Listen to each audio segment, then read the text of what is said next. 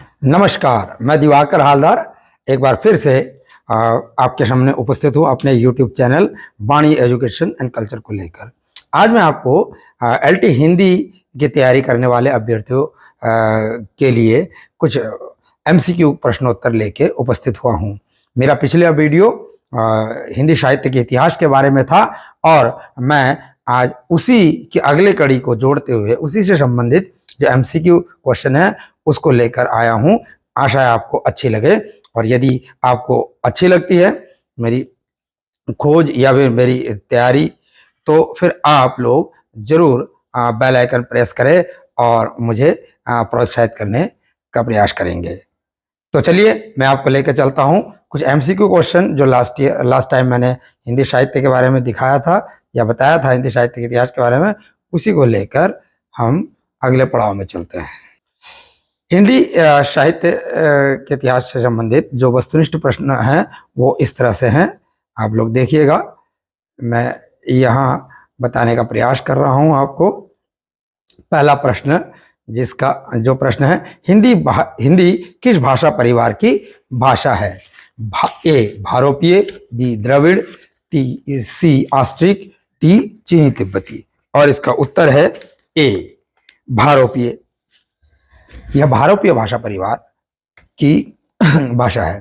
प्रश्न संख्या 2 है, भारत में सर्वाधिक बोले जाने वाली भाषा कौन सी है? ए हिंदी, बी संस्कृत, सी तमिल और डी उर्दू। आंसर है इसका ए हिंदी। प्रश्न संख्या 3, हिंदी भाषा का जन्म हुआ है अपभ्रंश से? ए बी लौकिक संस्कृत से, सी पाली प्राकृत से, डी वैदिक संस्कृत से। और आंसर है इसका तीसरे का ए आपका अपभ्रंश से। प्रश्न संख्या 4, निम्नलिखित में से कौन सी बोली अथवा भाषा हिंदी के अंतर्गत नहीं आती है? ए कन्नौजी, बी बांगरू, सी अवधी, डी तेलुगु। उत्तर है इसका चौथे का आपका डी उत्तर है तेलुगु। ठीक, ये द्रविड़ परिवार की भाषा है। प्रश्न संख्या 5, हिंदी की विशिष्ट बोली ब्रज भाषा किस रूप में सबसे अधिक प्रसिद्ध है? ए राजभाषा, बी तकनीकी भाषा, सी राष्ट्रभाषा और डी काव्य भाषा। इसका आंसर होगा फिफ्थ का आपका जो ब्रज भाषा है वो काव्य भाषा के रूप में, डी। प्रश्न संख्या 6, भारतवर्ष में हिंदी को आप किस वर्ग में रखेंगे? ए राजभाषा, बी राष्ट्रभाषा, सी विभाषा और डी तकनीकी भाषा। और 6 का उत्तर है ए आपका राजभाषा। प्रश्न संख्या 7, ढूढ़ानी बोली है? ए पश्चिमी राजस्थान की, बी पूर्वी राजस्थान की, सी दक्षिणी राजस्थान की, डी उत्तरी राजस्थान की। और आंसर है इसका बी अर्थात पूर्वी राजस्थान की। प्रश्न संख्या 8, ब्रजबोली नाम से जानी जाती है? ए पंजाबी, बी मराठी, सी गुजराती, डी पुरानी बांग्ला। और इसका आंसर है डी पुरानी बांग्ला।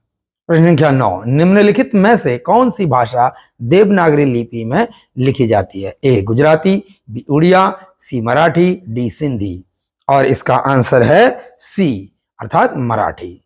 प्रश्न संख्या 10, एक मनई के दुई बेटवे रहीन, ओहमा लहुरा अपने बाप से कहिल दादा, धनमा जवन हमर बखरा लागत होए तवन हम का दैदा। यह अवतरण हिंदी की किस बोली से है?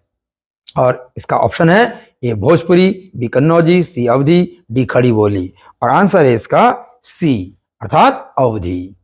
प्रश्न संख्या 11, आप देख पा रहे हैं अंत में, निम्नलिखित में से कौन सी भाषा संस्कृत भाषा की अपभ्रंश है? ए खड़ी बोली, बी ब्रज भाषा, सी अवधी और डी पाली। और इसका आंसर है डी अर्थात पाली। अब 11वें के बाद हम चलेंगे 12वें क्वेश्चन में।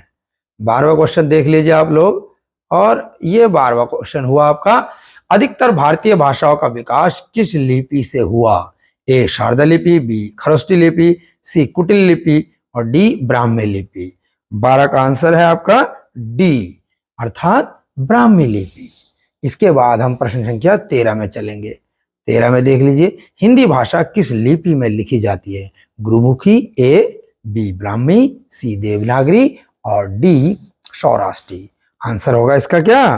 13 का सी देवनागरी। आपको पता ही है वर्तमान हिंदी का प्रचलित रूप है 14वां प्रश्न है ये। ए अवधी, बी ब्रजभाषा, सी खड़ी बोली और डी देवनागरी। तो कौन सा हुआ? सी आपका खड़ी बोली। आप समझ रहे होंगे निश्चित तौर पर। ये बहुत साधारण और सामान्य प्रश्न है एमसीक्यू के। मैंने आपको जानकारी देने के लिए या उदाहरण के रूप में लिया है। आप लोग इसको समझिए कि यदि 100 प्रश्न आना है एलटी हिंदी विषय में, तो आप इस बात को समझिए 30% उसके बिल्कुल इजी प्रश्न होंगे, 30% बहुत टफ होंगे और 40% जो है वो जनरल होंगे। मतलब ना बहुत इजी ना बहुत ज्यादा टफ। आपको ध्यान रखना है, ना इजी ना टफ। मतलब 40% भी कर लेते हैं लोग, जनरल 30% भी कर लेते हैं लोग। मोस्ट ऑफ द क्वेश्चन जो 30% सबसे टफ होते हैं वहां पे मेरिट बनती है। तो आपका प्रयास होना चाहिए कि सबसे जो महत्वपूर्ण प्रश्न है उन पर आप फोकस करें। यह मैंने उदाहरण के लिए आपको बताने का प्रयास किया है कि ये जनरल क्वेश्चन है, इसको आपको आना चाहिए। तो चलिए आगे चलते हम। अब आपको जो 14वां प्रश्न, अब 15वां प्रश्न पे चलते हैं। 15वां प्रश्न है हिंदी भाषा की बोलियों, हिंदी भाषा की बोलियों के वर्गीकरण के आधार पर छत्तीसगढ़ी बोली है। ए पूर्वी हिंदी, बी पश्चिमी हिंदी, सी पहाड़ी हिंदी या डी राजस्थानी हिंदी। और इसका आंसर है 15 का ए पूर्वी हिंदी। प्रश्न संख्या 16, निम्नलिखित में से कौन सी पश्चिमी हिंदी की बोली नहीं है? ए बुंदेली, बी ब्रज, सी कन्नौजी और डी बघेली। ये देखिए आप इसके सामने लिखा हुआ भी है नेट जेआरएफ 2005, ऊपर वाला बीएड 2004, इन जगहों पे ये प्रश्न आ चुके हैं। तो 16 नंबर का प्रश्न का उत्तर है डी अर्थात बघेली। प्रश्न संख्या 17, भारतीय संविधान में किन अनुच्छेदों में राजभाषा संबंधी प्रावधानों का उल्लेख है? ए 343 से 351 तक, बी 434 से 315 तक, सी 443 से 135 तक और डी 334 से 153 तक। और इसका आंसर है 17 का ए अर्थात 343 से 351 अनुच्छेद तक आपके भारतीय संविधान में राजभाषा संबंधी प्रावधानों का उल्लेख है। प्रश्न संख्या 18, अब देखिए दक्षिण भारत हिंदी प्रचार सभा का मुख्यालय कहां पर स्थित है? ए हैदराबाद, बी बंगलोर, सी चेन्नई, डी मैसूर। तो आंसर होगा इसका 18 का सी चेन्नई। 19वां प्रश्न, हिंदी भाषा के विकास का सही अनुक्रम कौन सा है? ए पाली प्राकृत अपभ्रंश हिंदी, बी प्राकृत अपभ्रंश हिंदी पाली, सी अपभ्रंश पाली प्राकृत हिंदी या फिर डी हिंदी पाली अपभ्रंश प्राकृत। प्रश्न क्या है? हिंदी भाषा के विकास का सही अनुक्रम कौन सा है? तो आंसर क्या होगा? 19 का ए पाली प्राकृत अपभ्रंश हिंदी। मैंने पूर्व में हिंदी साहित्य के इतिहास में बिल्कुल इसको क्रमवार लिख के भी बताया था। आप इस लिंक के लिए मेरा पिछला वीडियो भी देख सकते हैं जहां पे आपको पूरी जानकारी मिल जाएगी। प्रश्न संख्या 20, संविधान के अनुच्छेद 351 में किस विषय का वर्णन है? संघ की राजभाषा, उच्चतम न्यायालय की भाषा, पत्राचार की भाषा, हिंदी के विकास के लिए निर्देश। उत्तर संख्या 20 है आपका डी। ये आपको मोटा मोटा क्वेश्चन आपको मिल गया है डी। 21वां प्रश्न है ब्रज भाषा है ए पूर्वी हिंदी का, बी पश्चिमी हिंदी का, सी बिहारी हिंदी का या डी पहाड़ी हिंदी का।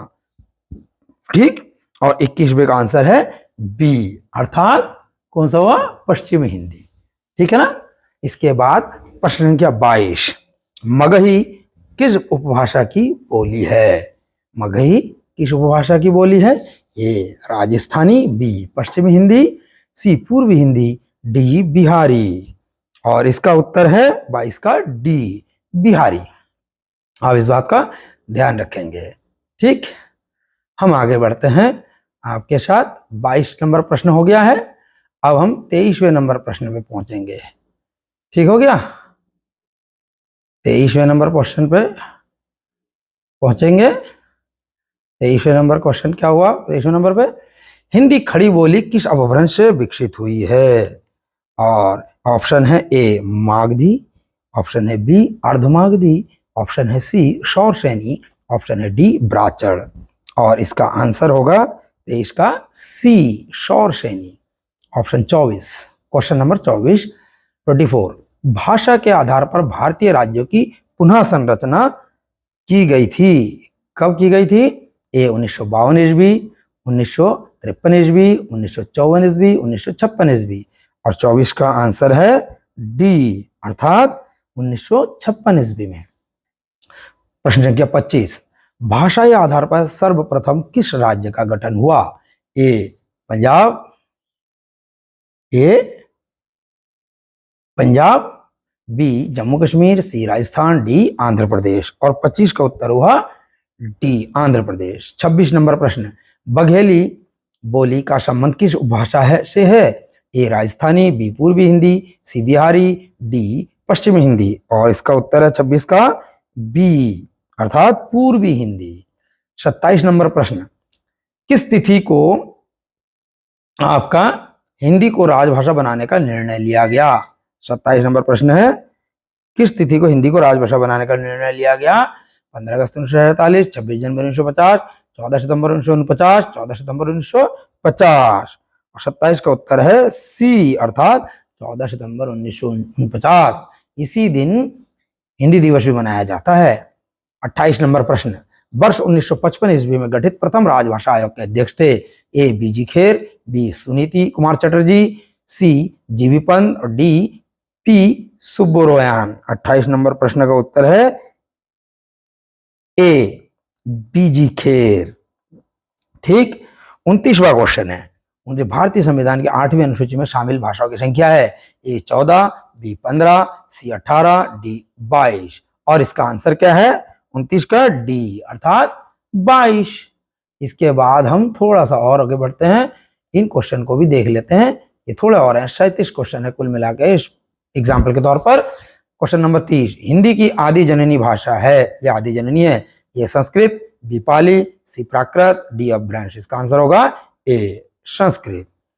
31वां प्रश्न, 8वां विश्व हिंदी सम्मेलन वर्ल्ड हिंदी कॉन्फ्रेंस 2007 ईस्वी का आयोजन स्थल था?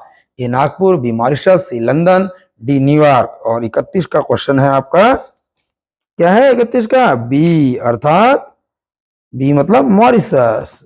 31 का बी आया आपका मॉरिशस में, ये ध्यान रखिएगा आप 2007 में। 32 में, निम्नलिखित में से कौन भारोपीय परिवार की भाषा नहीं है? भारोपीय परिवार की भाषा मराठी, गुजराती, मलयालम, हिंदी। तो जो भारोपीय परिवार की भाषा नहीं है वो है सी मलयालम, ये द्रविड़ परिवार की भाषा है। प्रश्न संख्या 33, हिंदी दिवस इस दिन मनाया जाता है? अभी मैंने बताया आपको। ए 11 जून, बी 14 सितंबर, सी 28 सितंबर, डी 10 अक्टूबर। तो उत्तर है 14 सितंबर, बी वाला। प्रश्न संख्या 34, विकास की दृष्टि से प्राकृत की पूर्वकालीन अवस्था का नाम है? पाली, बी संस्कृत, सी हिंदी और डी अवहट्ट। तो ऑप्शन होगा 34 का आपका ए अर्थात कौन सा हुआ? पाली। 35वां प्रश्न, पश्चिमी हिंदी की 2 बोलियों का सही युग्म है? कन्नौजी अवधी, ब्रज बघेली, छत्तीसगढ़ी बांगरू या फिर खड़ी बोली बुंदेली। और 35 नंबर का आंसर होगा आपका, 35 का आंसर क्या? डी अर्थात खड़ी बोली बुंदेली पश्चिमी हिंदी की। ठीक हो गया। और 36 सेकंड लास्ट क्वेश्चन 36 हो गया, अर्धमागधी अपभ्रंश से विकसित बोली है? बांगरू, बी बघेली, सी ब्रजभाषा और डी भोजपुरी। और 36 नंबर क्वेश्चन का आंसर है बी अर्थात बघेली। 37 नंबर क्वेश्चन, देवनागरी लिपि का सही विकास क्रम है? ए गुप्त लिपि, ब्राह्मी लिपि, देवनागरी लिपि, नागरी लिपि। या फिर बी नागरी लिपि, ब्राह्मी लिपि, गुप्त लिपि, देवनागरी लिपि। सी ब्राह्मी लिपि, गुप्त लिपि, नागरी लिपि, देवनागरी लिपि। और डी गुप्त लिपि, नागरी लिपि, ब्राह्मी लिपि, देवनागरी लिपि। आंसर इसका 37 का, आप इसको ध्यान से देखेंगे तो पाएंगे 37 का सी मतलब ब्राह्मी लिपि, गुप्त लिपि, नागरी लिपि और देवनागरी लिपि। अब देखिए ये क्वेश्चन आंसर तो बने हुए हैं उत्तरमाला, लेकिन आप प्रयास करेंगे कि आप स्वयं से नंबरिंग करके एक बार पुनः प्रयास करेंगे ताकि आपको इस पर ज्यादा लाभ मिले। याददाश्त आपकी जो तैयारी है वो बहुत बेहतरीन हो जाएगी।